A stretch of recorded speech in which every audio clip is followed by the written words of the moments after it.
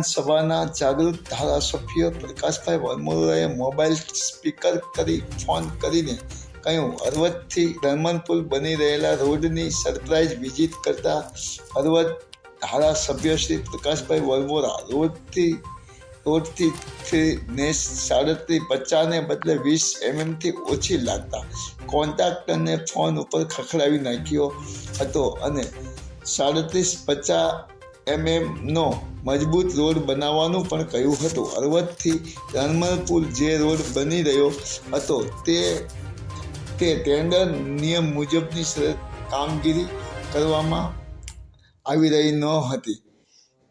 હળવદથી ધર્મનપુરનો જે રોડ બની રહ્યો હતો તે લોટ પાણીને લાડવા જેવો બની રહ્યો હતો અને રોડ રસ્તાની કામગીરીમાં કોન્ટ્રાક્ટર દ્વારા ટેન્ડરની શરત અને નિયમ મુજબ અને સરકારની ગાઈડલાઈન મુજબ કામગીરી કરવામાં આવતી ન હતી. જાગૃત ધારાસભ્ય પ્રકાશભાઈ વરમોરાએ સ્થળ ઉપર જઈને જાત મુલાકાત લીધી હતી.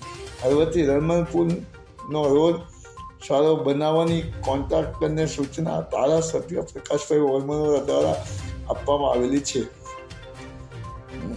હળવદ માર્ગ મકાન કચેરીના જવાબદાર અધિકારીઓની મિતી દ્રષ્ટિ અને મિલી ભગતથી રોડની કામગીરી સાવ નબળી થઈ રહી હોવાનું જાણવા મળ્યું છે.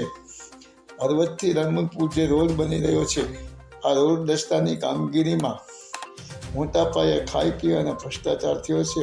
હલકી નબળી ગુણવત્તા ચીજ વસ્તુઓ વાપરી છે. માયાજાળ ન્યૂઝ ચેનલ જયેશ ચૌહાણ.